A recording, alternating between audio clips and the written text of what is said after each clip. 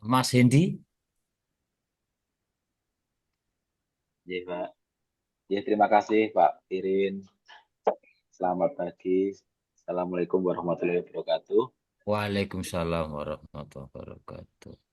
Yang saya hormati Ibu Ida Fitri Daningrum selaku penguji, kemudian Bapak Dr. Mustafirin selaku moderator, serta Bapak Najmul Fatah sebagai mentor.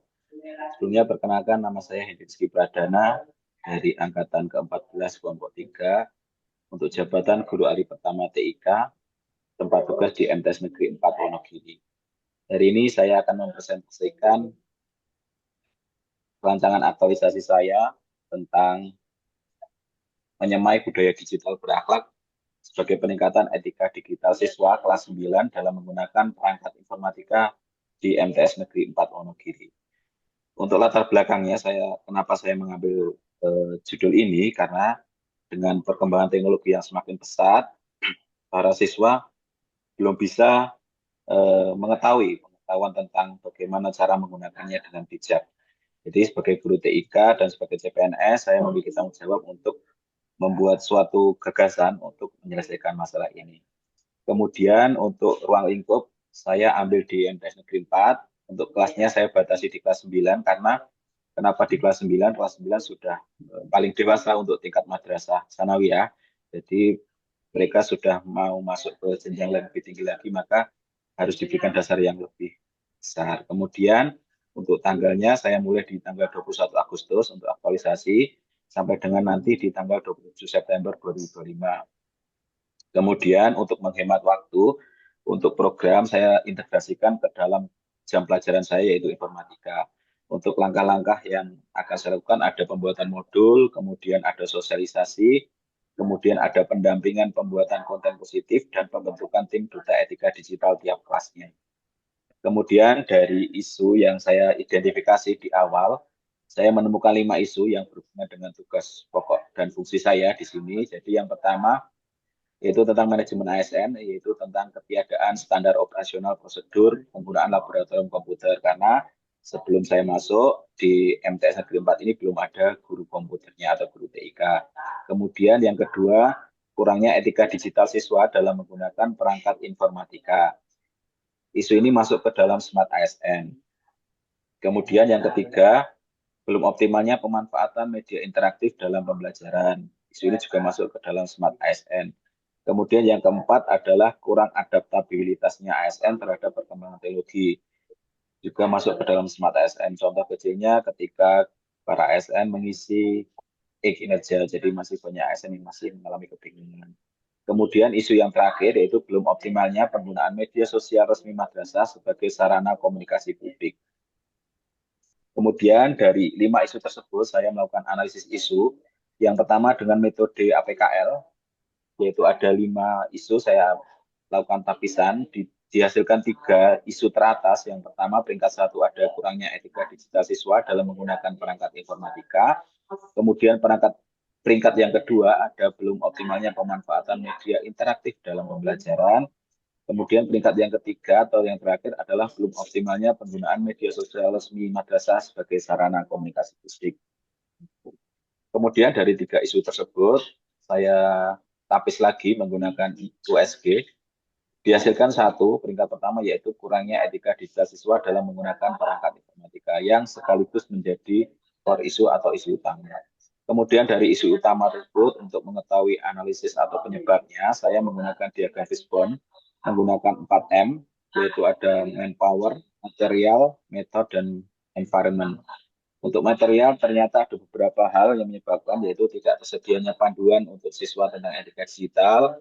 Kemudian yang kedua, tidak adanya penjelasan tentang etika digital berupa poster, banner, ataupun video. Kemudian yang ketiga, ada buku pelajaran yang belum membahas dengan menarik dan kontekstual tentang etika digital. Kemudian dari manpower, guru belum membimbing secara intensif tentang etika digital. Yang kedua, kurangnya pengawasan orang tua terhadap penggunaan gadget anak.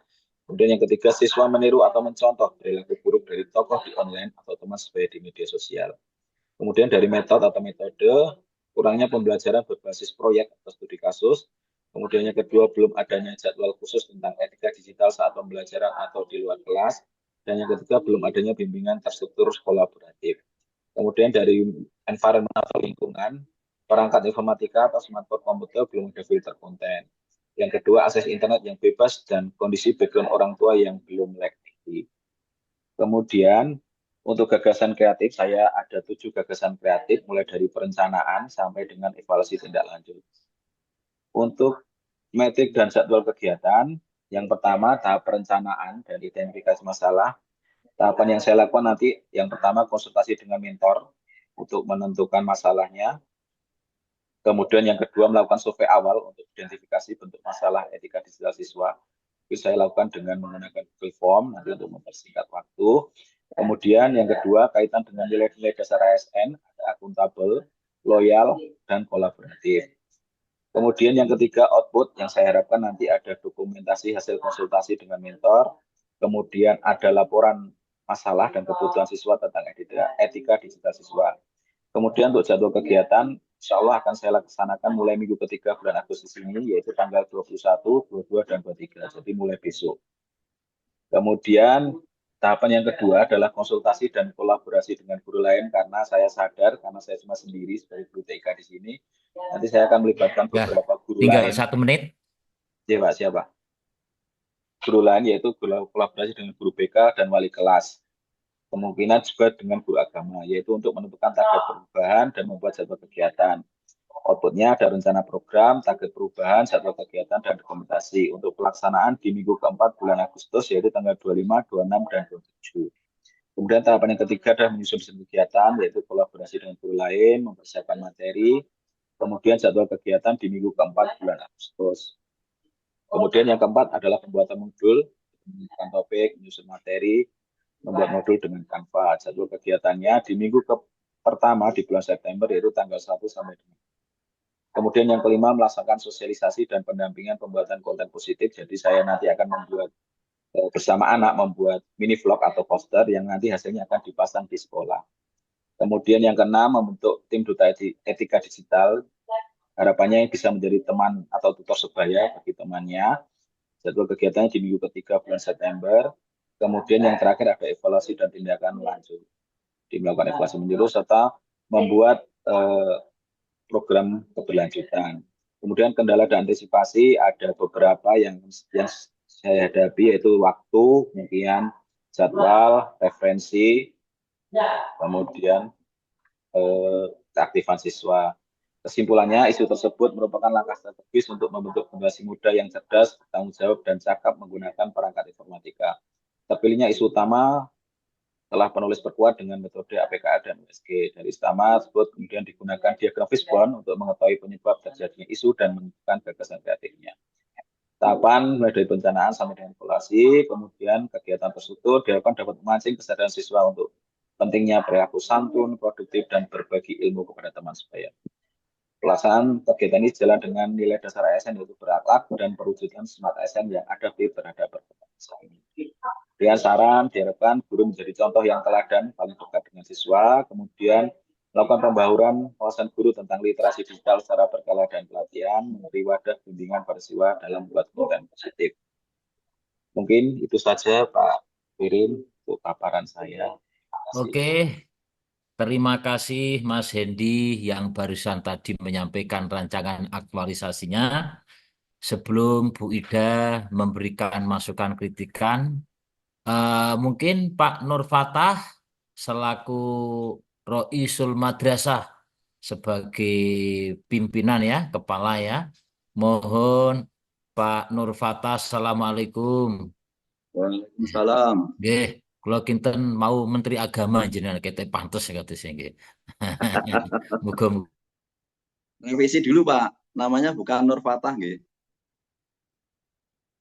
monggo bisa Nggih. memberikan masukan, kritikan Siap. dan lain-lain, monggo. Nggih, terima kasih. Ini sudah masuk suaranya Pak nggih? Wah, suaranya mantep kok. Mantap ya, alhamdulillah. Suaranya merdu kok. Yang pertama untuk nama itu bukan Nur Fatah tapi Najmul Fatah Bapak. Oh gitu. Lebih sulit Najmul tadi Fatah, nggih. nggih, Karena terlalu panjang nggih. Ini terima kasih nggih. kepada BDK yang sudah memfasilitasi untuk melaksanakan latsar.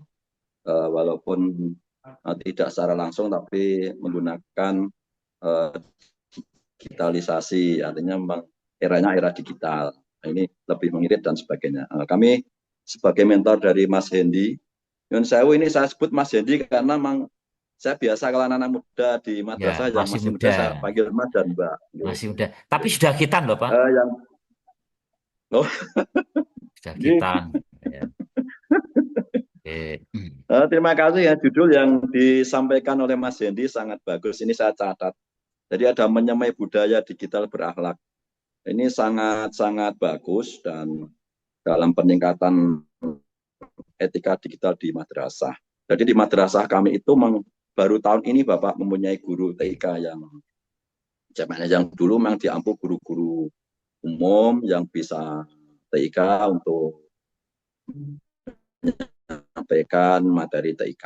Nah, sekarang ini alhamdulillah sudah dapat guru yang betul-betul guru informatika dan nanti saya harapkan dari Mas Hendy betul bisa membawa madrasah ke era digitalisasi.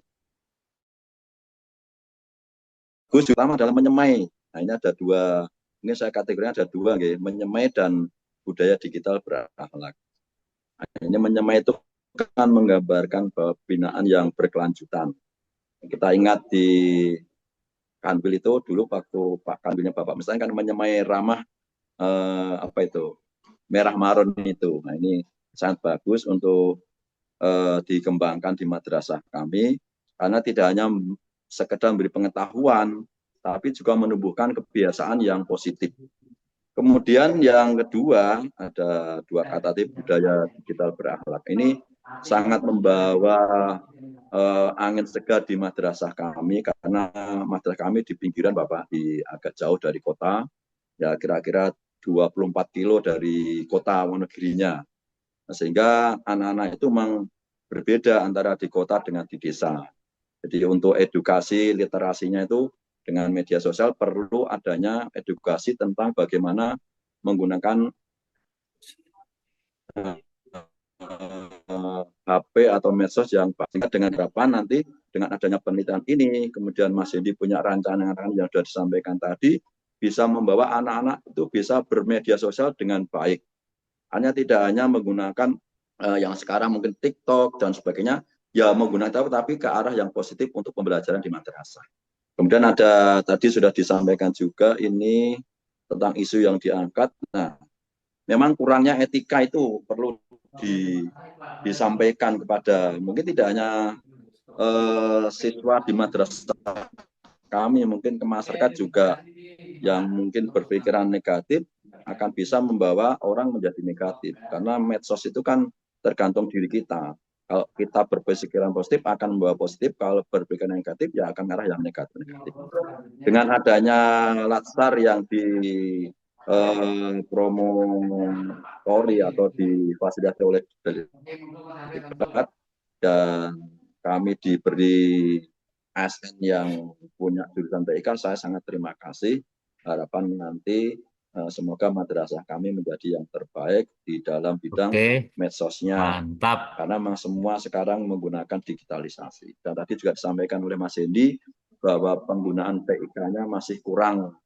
Memang di desa lah, Nyun Sewu Pak. Nah, ini mungkin Bapak kalau menengok madrasah kami akan terasa, wah kok jauh banget ya, jalannya sudah belok-belok, gerunjal-gerunjal Ya. gitu. Alhamdulillah pernah PDWK di sana 3 kali, Pak. Oh enggak, oh enggak. Ya, nanti kapan tak silaturahmi. Siap, dipersilahkan Bapak nanti ke sana. Saya kira itu untuk Mas Hendy, semoga lancar. Kemudian untuk apa yang sudah direncanakan nanti bisa berjalan dengan baik. Kemudian sesuai time-time yang sudah dibuat, kemudian bisa membawa Mas Hendy lulus dari latsar ini. Terima kasih. Assalamualaikum warahmatullahi wabarakatuh. Waalaikumsalam. Matur nuwun, Pak Najmul Fatah. Wah, nggih. Orang yang berselimut, nggih, ngoten nggih. Baik, Bu Ida, mohon masukan dan kritikan dari apa yang disampaikan oleh Mas Hendy Rizky. Monggo, Bu Ida. Oke. Assalamualaikum Pak Fatah. Waalaikumsalam Ibu, terima kasih. Monggo. Iya, ini ya Pak ya, Alhamdulillah ada guru TIK ini ya di MTSN Nggih. Kiri. Saya ada teman Pak guru juga di MTSN 4 Wonogiri, Ibu Aisyah Kholisah itu teman SMA saya ini. Oh, alhamdulillah. Kayak gitu kan Ya, rumahnya dekat iya, sekali jalan ya. iya, di Surupan gitu ya Pak ya. Oke. Nanti tak Oke. sampaikan di tarif Bu Ida gitu. Oke, Pak. Mas Hendy, selamat ya Mas. Anda sebagai peserta latsar sudah sampai pada tahap ini, gitu ya. Tadi sama-sama sudah menyimak pemaparan dari Mas Hendy mengenai kepedulian beliau terhadap etika digital bagi anak-anak didik di MTSN 4 Wonogiri. Saya apresiasi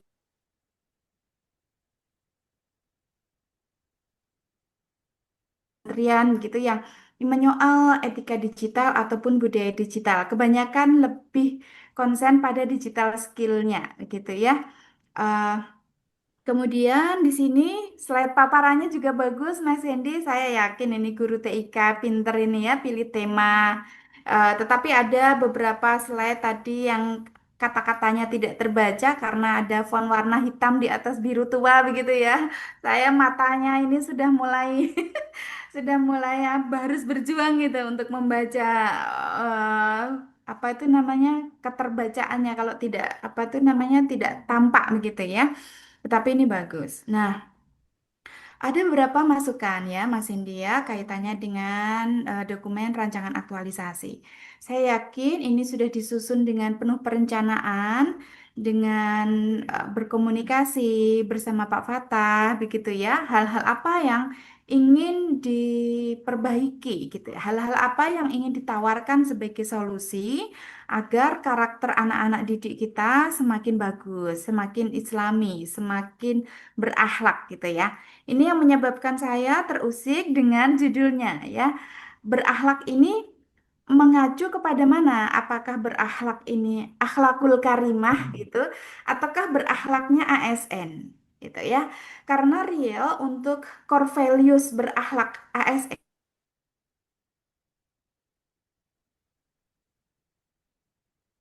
Namun menempatkan suatu terminologi gitu ya di dalam judul itu membawa konsekuensi bahwa ini harus juga dikawal di dalam kegiatan dan tahapan-tahapannya. Sedangkan untuk menyemai berakhlaknya ini di dalam tahapannya saya belum melihat. Nah, adapun tentang peningkatan etika digital, nah ini yang akan kita bahas gitu ya. Nah, di dalam diagram fishbone ini tadi sudah bagus, ada 4M dari man, method, milieu, dan lain-lain. Ini tadi perlu ya, perlu untuk ditekankan Mas Hendy ini fokus pada penyebab yang mana? Pada SDM-nya kah? Pada metodenya kah? Ataukah pada lingkungan dan sebagainya? Sehingga pada saat kita memegang satu sumber masalah itu ya, itulah yang akan diintervensi. Masalahnya adalah ini Bu, sumbernya ini, intervensi di situ ya. Seperti halnya misalnya ini kan kalau suatu masalah tidak berdiri sendiri, penyebabnya banyak. Agar fokus Mas Hendy, saya harap ini untuk fokus kepada salah satu penyebab isunya itu agar tidak lompat-lompat. Karena apa? Tercermin di dalam kegiatan dan gagasan pemecahan isu itu ada lompatan-lompatan tersebut ya. Ada lompatan-lompatan tersebut. Misalnya yang pertama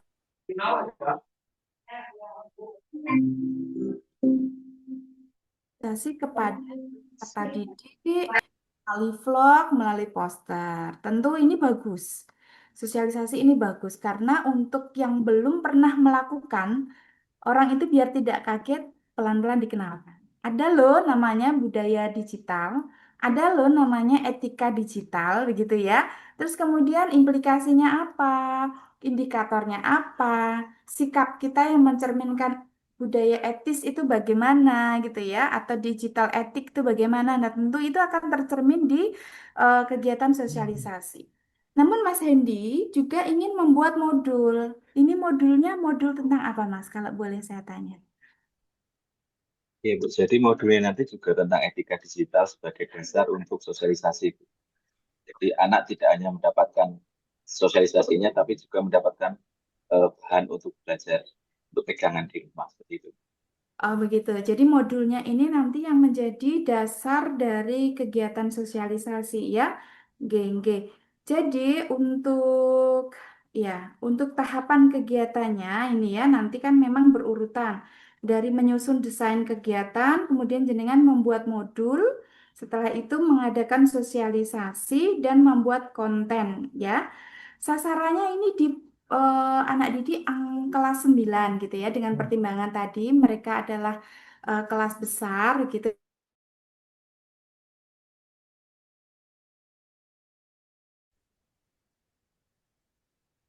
9 ABC ataukah khusus kelas 9 Mas Indi?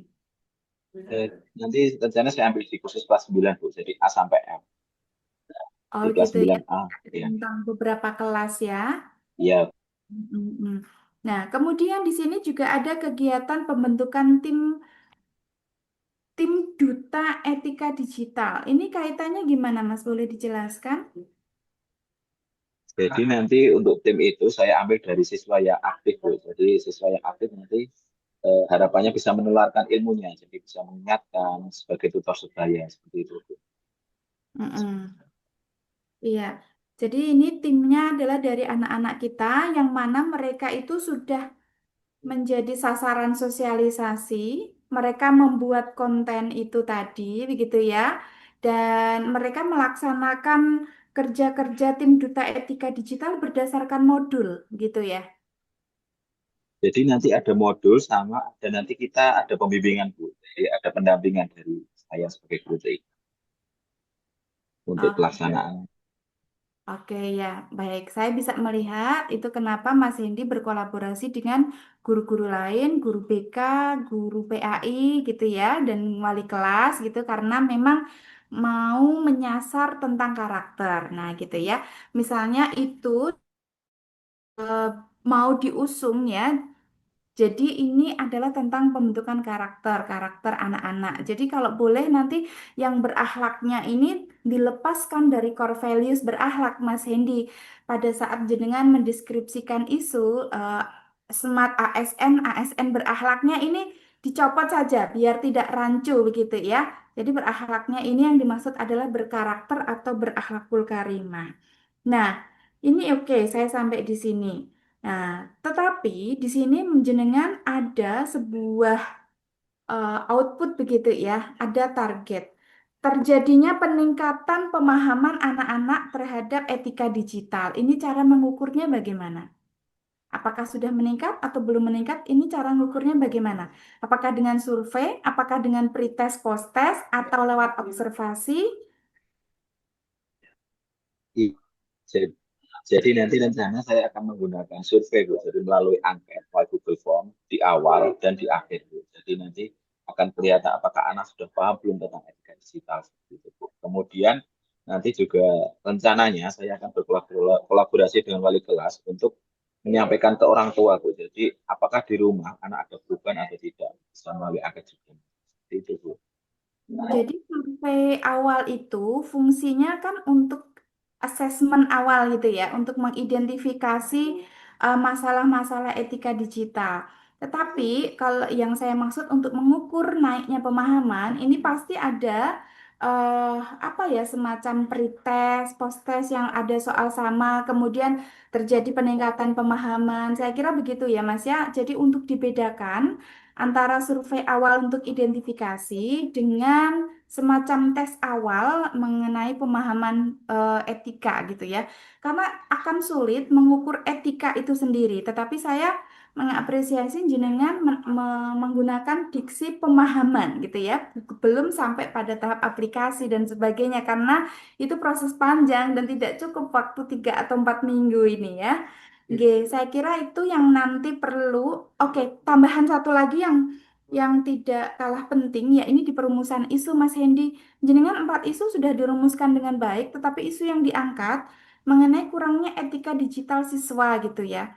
Kalau kita berkaca di pembelajaran agenda 3 di manajemen ASN Smart ASN, dalam merumuskan isu, kita berkaca kepada peran kita sebagai ASN untuk melihat masalah apa sih yang kurang dari kami gitu, dari tusi saya sebagai guru, dari tusi madrasah saya sebagai lembaga penyedia, itu yang dirumuskan. menjadi isu. Jadi kurangnya etika digital siswa itu adalah dampak. Dampak yang timbul dari apa? Misalnya dari belum adanya sosialisasi, belum adanya pembinaan etika digital peserta didik, begitu ya. Jadi yang dituliskan di dalam isu ini adalah sebetulnya dampak. Nah, nanti Anda perbaiki karena ini adalah isu yang diangkat. Nah, gitu. Itu saja masukan saya. Monggo, Pak Oke, Fatah, selamat Pak. terima kasih. Ini keren sekali. eh Masukannya Bu Ida, masukan kritikan ya, pertanyaan-pertanyaan mohon nanti Mas Hendi dicatat, diperbaiki. Ini kan baru rancangan aktualisasi gitu nggih.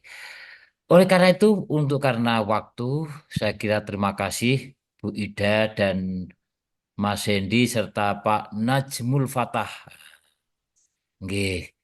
Mohon undur diri kami atas nama BDK Semarang, mbok bilih wonten kekiranganipun nyuwun agung samudra pangapunten. Begitu, mohon baik selanjutnya saya panggil